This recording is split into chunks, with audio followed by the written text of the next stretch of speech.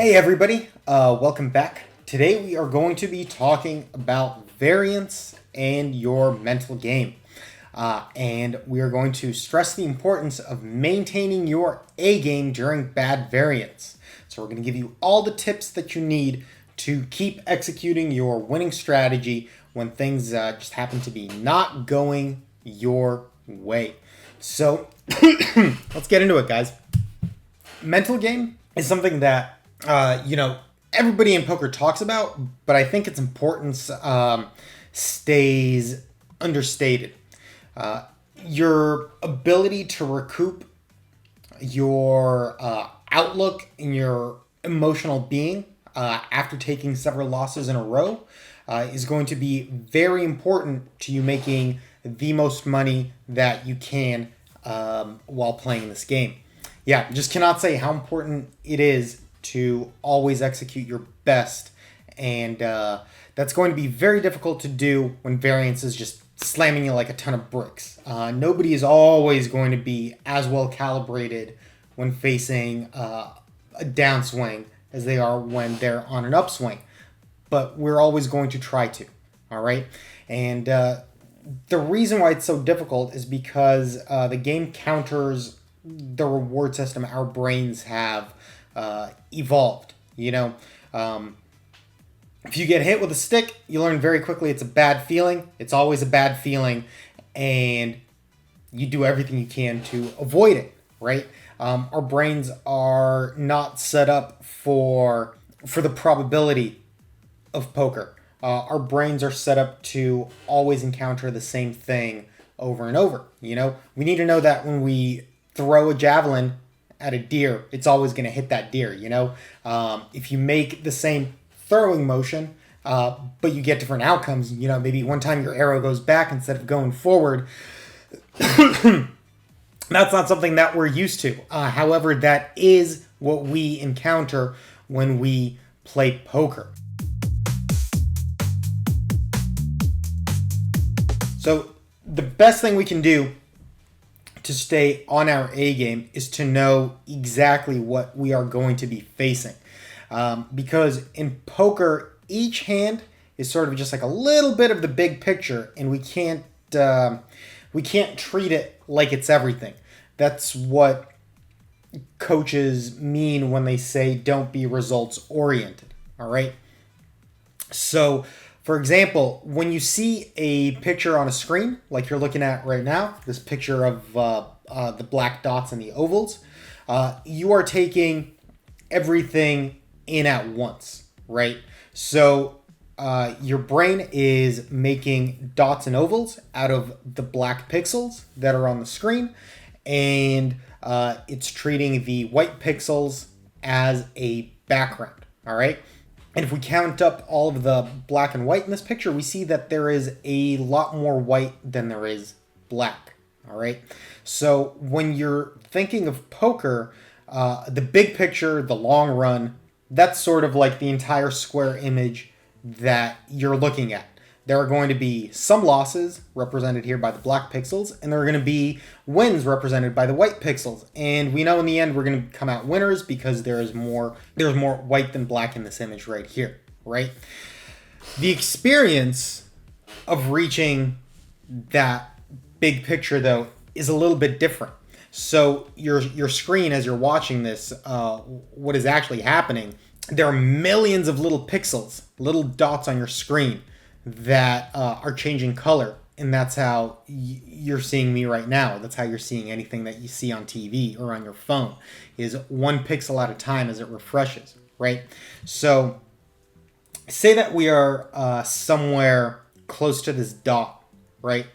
What you're going to see is maybe a white pixel pop up, but then you're going to see a black one come after, and another one, and another one, and another one, and another one, and you're thinking, God, what's happening? I know that there's supposed to be more victory than defeat, but all you're seeing is just defeat over and over and over, right? So that's sort of the experience of playing cards. You don't see the big picture right away, and you're going to face these brutal downswings where things just aren't working out for you, but it's not because the strategy you're deploying is bad. It's because That's just the nature of the cards. You know that 80% of the time your aces are going to hold up when you go all in pre-flop, but 20% of the time they're not. They're not going to, and those 20% might come over and over in a short sequence, and that'll really mess with you. So, what do we do to maintain resilience? All right. So first of all, it's very important that we know what to expect, and we can work with a variance calculator to work those expectations out. So Prime Dope is one of those variance calculators. If you put it into a search bar, Prime Dope variance calculator, it'll pop up right away, and it will simulate your wins and losses that you can expect over any number of hands, given your win rate and the standard deviation that you are going to face. So by default, it gives you 2.5 big blind per 100 win rate, with a standard deviation of about 100 big blinds per 100 hands. And if you're playing 6 max, that's a decent estimate of what you'll see. If you're playing 9 max, it might be a little lower, maybe like 80. So if we hit calculate, we're going to see a graph, and this graph shows us all of the expected outcomes that we're likely to face when we play 100,000 hands, given that win rate. Everything between the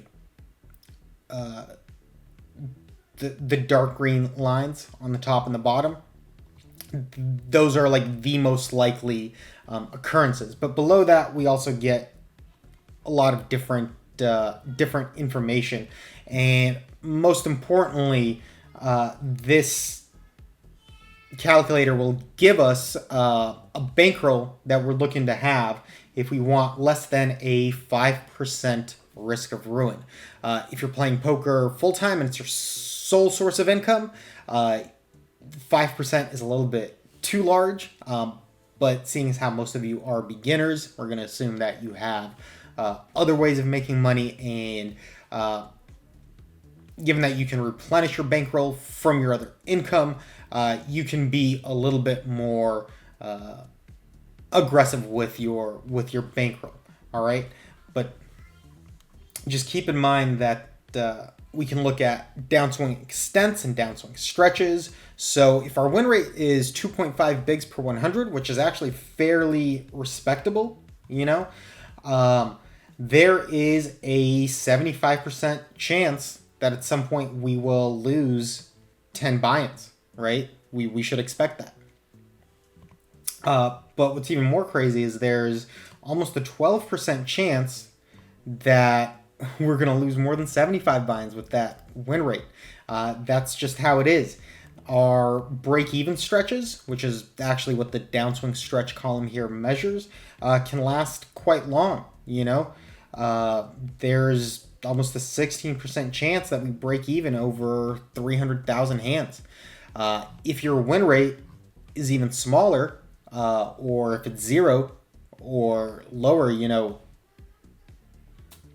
you should expect to take a lot of losses over a long time playing this game.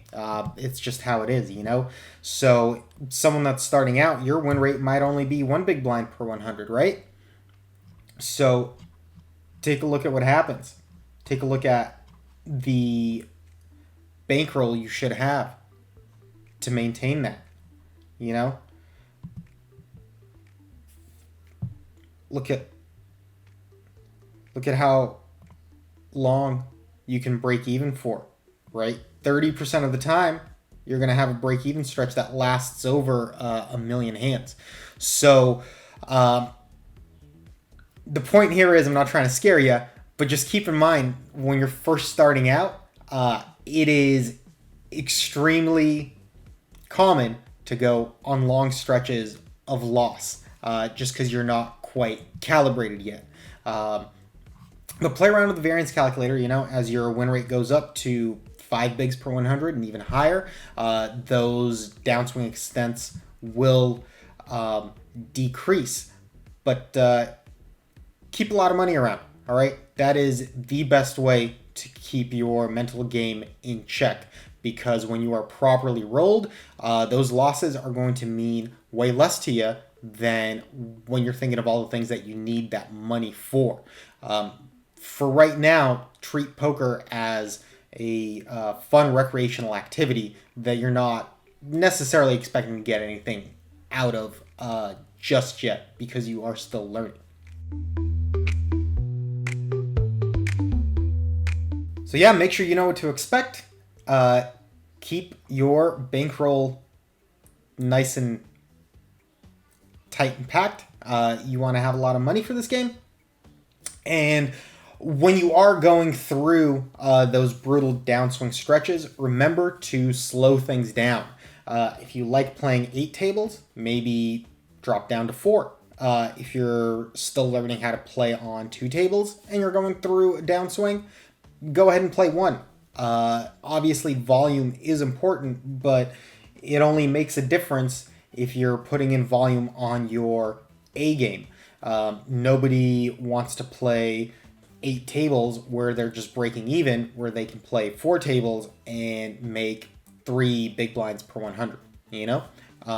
So slow things down and always take time to review and study and monitor your emotional state as you play. If you feel like you're on tilt, stop. Do some off-table work. All of your studying, everything that you do off-table will build your confidence, and hopefully, if you're studying correctly, will improve your strategy that will yield a larger win rate. So in short, keep a lot of money in your bankroll and slow things down and do off-table work when you are running bad. Thanks for watching, guys. We'll catch you in the next one. Download it for free at JurojinPoker.com.